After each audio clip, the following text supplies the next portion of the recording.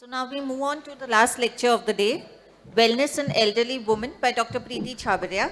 Dr. Preeti Chhabria is a Director of Medicine and Geriatrics at Sir H.N. Reliance Foundation Hospital. Prior to her return to India, she was a senior physician and partner at Permanent Medical Group in Northern California until 2012. She has done her MBBS degree from TN Medical College and MD degree from Rush University, Chicago, Illinois in the US. She is a board certified by the American Board of Internal Medicine.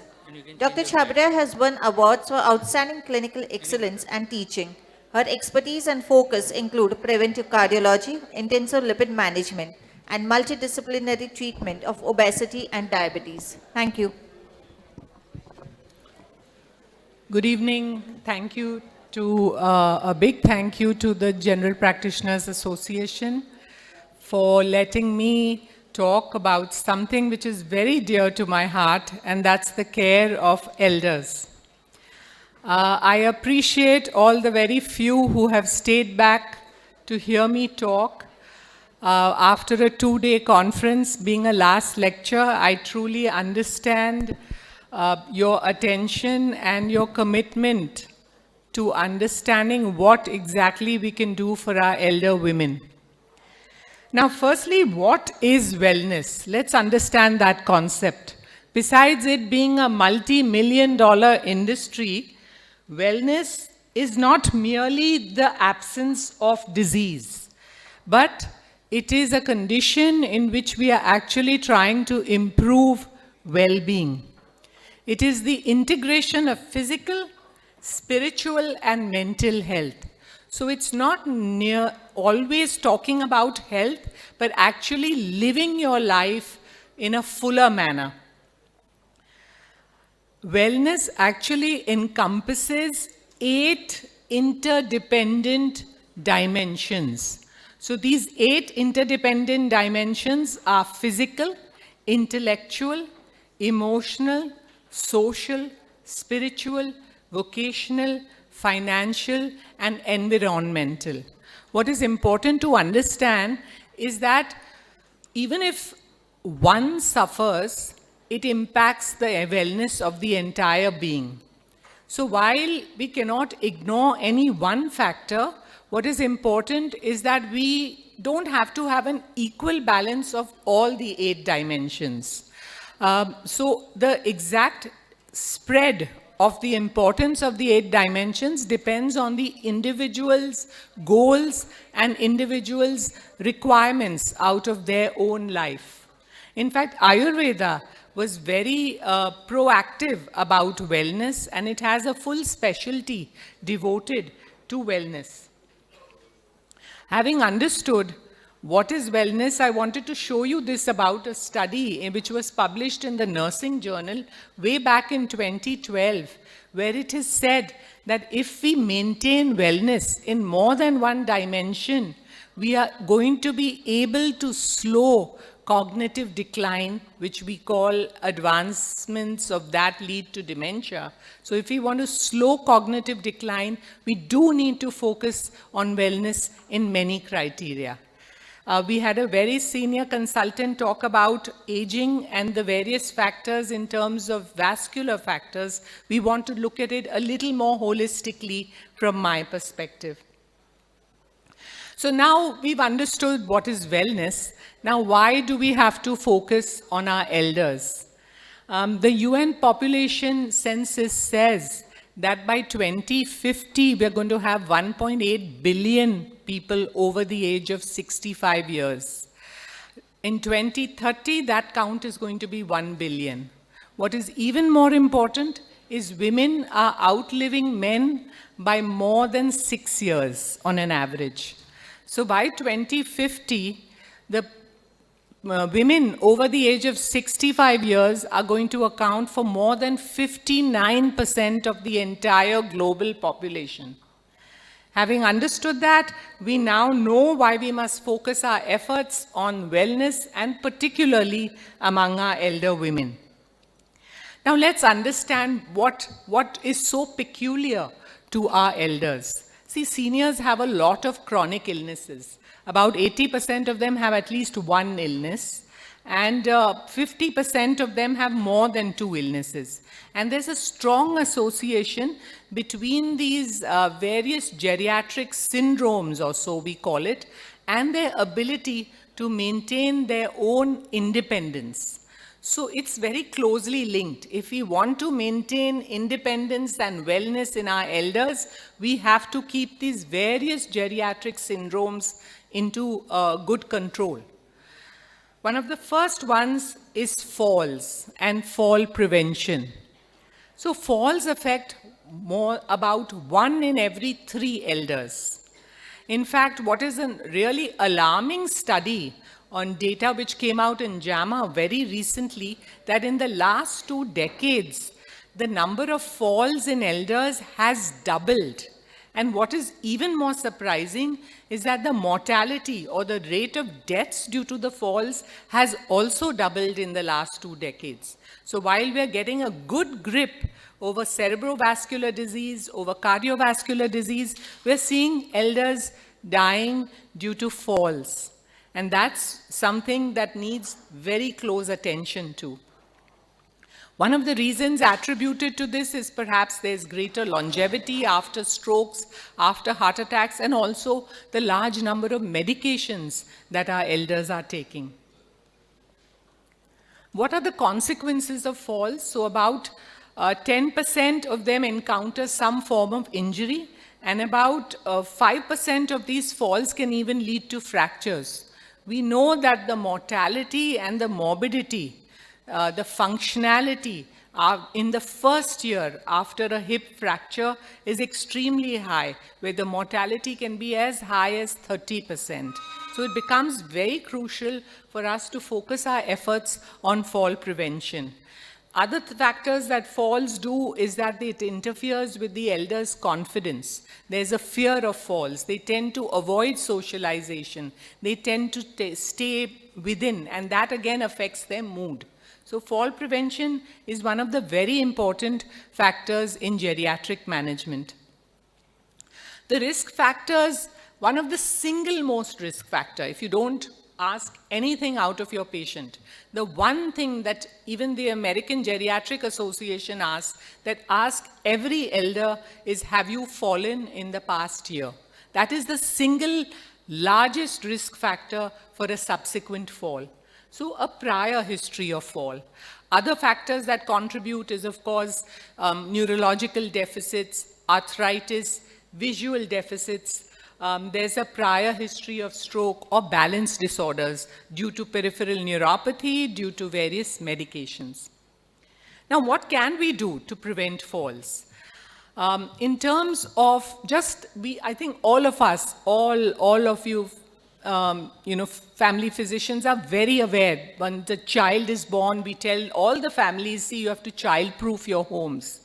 Today, I want you to take back that concept with you about elder-proofing your homes. It's very important that when we see elders, make sure we don't have loose rugs lying around, no loose wires. A night light should be on.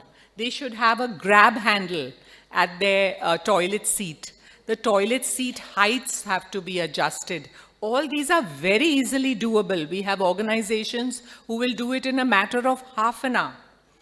And these are available. We have the sites available. All we have to do is create that realization so that we can prevent falls. As a community, we need to have ramps available. We should allow our seniors to be up and about. Ramps available, easy access to wheelchairs in all social organizations. In our hospital, we have also adjustable exam tables when we examine our elders. The secondary prevention, and this is also something I would like you to do once your elder tells you, I have had a fall in the past year, I would urge you, all of them, to have a physiotherapy evaluation. Their gait, in fact, in our hospital, we have what we have established is called a gait lab. The elder comes and there is a clear examination and various motor deficits or muscular weaknesses are identified, and focused exercise program is assigned, which makes a huge difference. Gait evaluation, balance training is done by the physiotherapist. And more importantly, it has to be done at a home-based physiotherapy. At least one session has to be done where the physiotherapist evaluates how they negotiate their particular home environment. Now let's spend the next few minutes talking about exercise and its role. Now this exercise in the elder helps to slow down the age-related muscle decline. Not only does it help in their balance, in their gait, but it also is very important for their mood and also reduces their risk of falls. So basically, when we say exercise, not only aerobic exercise, but we want them to do muscle strengthening and balance training. There's been a recent study, this too came out quite recently, which has shown that even if 70 or 80-year-old elders who've been pretty much sedentary and who've also had the onset of cognitive decline, if they start exercise at that age, even then they are going to have an important benefit in slowing down their cognitive decline and slowing down also in terms of their mortality. They also have a mortality benefit in starting exercise as late as their 70s or 80s. You might think that this is not possible. Well, here I have an example of Julia Hawkins. She was called the Hurricane Lady. She actually won, she made the world record for 100-meter mark. She did it in 1 minute and 3 seconds, and she herself said that she would like to have done it less than a minute. And when she was asked what was her secret to her longevity, she says it's to stay in shape, to keep the weight down, have a lot of interests in life, keep the mind busy, and most importantly, to look for magic moments, to look for small things. I'm sure the skeptics in you will all say that this is a Western world phenomenon. It doesn't happen in India. Well, here we have Man Kaur. She's run her world record at, again, over the age of 100. And she started running for the very first time at the age of 93. She too won a gold championship. So it's possible all over the world, and it brings on several benefits. So exercise is another goal that we want to take with ourselves for our elders. Now, one other concept about elders, this is another geriatric syndrome, is called immunosenescence. It's the aging of the immune system. So there is a decline in the size of the thymic gland, as a result of which there's a reduction in the number of T cells, the B cells, the actual production of antibodies by the B cells. There's a decrease in the various repertoire of the T cells, as well as the regulation of the immune system is altered. Because there's this dysregulation, there's a slow inflammatory process which is going on all the time. So what are the consequences of immunosenescence? One is infection. So pneumonia and flu are the leading causes of death among the top 10 causes of death in the elders. And what's important in our elders is the infection manifests in very atypical fashions. They may not mount a fever. You may be able to appreciate is an altered mental status. So that is, we have to keep a high index of suspicion. Second, they are more prone to autoimmune disorders. So rheumatoid arthritis, lupus can manifest, all very seronegative. Again, high index of suspicion is required. And because of immunosenescence, they also become prone to malignancies. Now, what can we do to counter immunosenescence? Build their nutrition with multivitamins, various elements are required.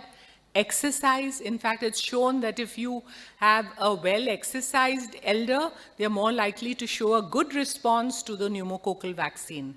And stress reduction. However, one Disclaimer, overactive or abundant exercise will actually play a detrimental role. So the exercise has to be in moderate amounts.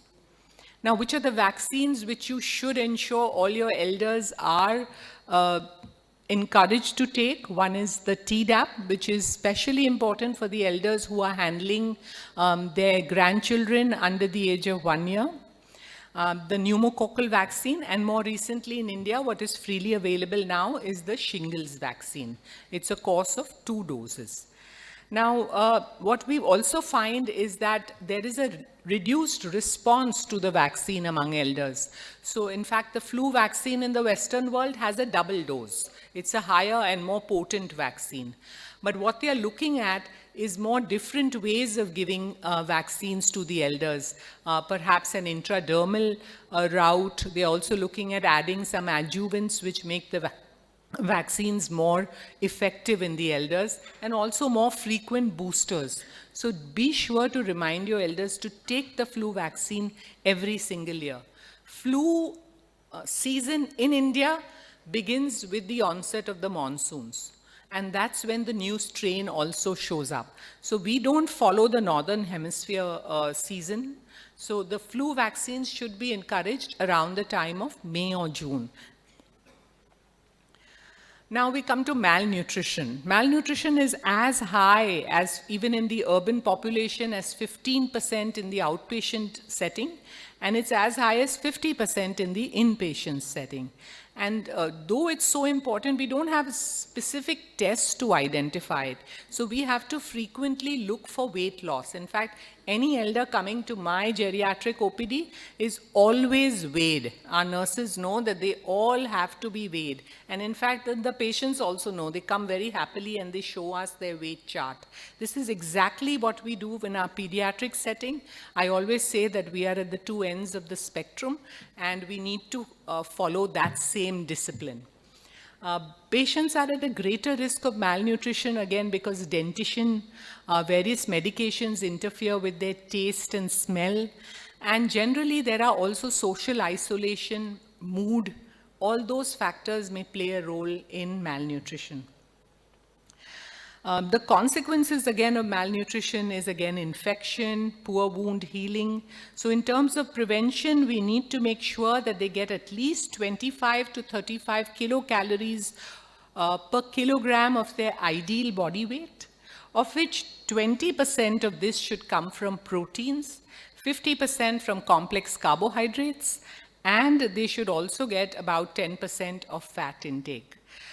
Calcium intake up to 1200 milligrams for our elder women is definitely encouraged. In fact, this one diet, this study published in JAMA is a very good eye-opener. In fact, it should be very easy for our Indian population. It's the Mediterranean diet, which we've always known is very healthy. In addition to that, we know the DASH diet, the diet which is used to stop hypertension. A combination of these two is called the MIND diet, which is focused more on plant-based foods, less of animal consumption. And this has been shown to lower not only the risk of Alzheimer's, but all-cause dementia. So this is a big eye-opener.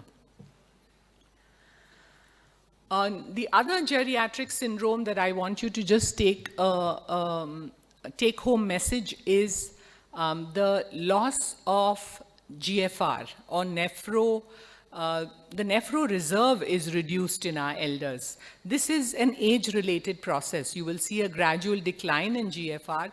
We can't use any medications to slow the GFR, which happens by virtue of aging. What we can do is make sure that every single medication we administer, we take into account their GFR and adjust for the GFR. Not only antibiotics, but various other medications too need to be adjusted for the declining GFR, and that's why they become more prone to the acute kidney injuries. Ma'am, 5 minutes more. All right, so in which case I'll just go through fast about mental health. Depression is again huge among elders. It's this Danish study said that if those who are depressed, they are more likely to have cognitive decline and dementia in their elder years. But the good news is, all elders, the medications are extremely responsive to the treatment of depression. This study shows that a strong purpose in life has a major impact in reducing the mortality rates in our elders. This is a point also which I'd like to harp on a little bit before we end, and that is polypharmacy, the use of multiple medications. More than 5 medications increases the risk of various adverse drug reactions. At the same time, it also increases the risk of drug-to-drug interactions besides adverse drug reactions. So what we need to do is do wise prescribing. Before you prescribe a drug to an elder, make sure you always assess if there is a non-drug method of treating the thing. Always assess and make sure you've assessed that the symptom that this elder is presenting with is not a side effect of another medicine. We're not doing drug cascading. We're treating the side effect of one medication with another drug. And most importantly, what I do is, firstly, I will tell the patient that this medication is being prescribed for this duration of time, because our elders are the best patients in the world. They'll continue taking their medications forever. So you have to assign a stop date. And the other thing that I do is a brown bag thing. My patients know, they come in with all their medications in a brown bag and they open it on the desk. And we check every single medication, because polypharmacy does not only include prescription medications, it includes over-the-counter medications, it includes alternative medications as well. All of those have a potent impact on drug-to-drug interactions. In my lifetime, I had never thought that I would be thinking about this, but we were always taught how to prescribe. However, the newer concept, which is all over the world now, is called de-prescribing. It's a science, it's an art. Please look over all the medications that your elder women are taking, and make an account and see if all of them are really essential. There is one very good site which is called the Beers Criteria, which is accessible to all physicians, to take a look and see which medications are really to be used or not to be used among the elders. It also tells you how to look for drug-to-drug interactions. And finally, about the health maintenance in elder women. So we don't, we should encourage them to continue with the DEXA bone density measurements. Osteoporosis is huge. To look for the mammogram screenings should be continued up to the age of 75 years, and pap smear screening also should be continued up to 65 years of age. If their last 3 screens have been normal, we can stop at 65. Finally, once again I want to highlight, in 2018, for the first time, the age group which was over the age of 65 years, their numbers were higher than children under the age of 5 years of age. India has always been a young country. We are focused on our youth, but it's about time we rolled up our sleeves and started our efforts on all the elders. They need it. So here, with this I end, hoping that all our elders and our elder women fare well. Thank you for your attention. Thank you, Dr. Preeti Chhabria, for such a nice lecture. May I call upon Dr. Rajni Gwalani? Dr. Preeti Chhabria will be felicitated by Dr. Rajni Gwalani, Organizing Secretary of the conference.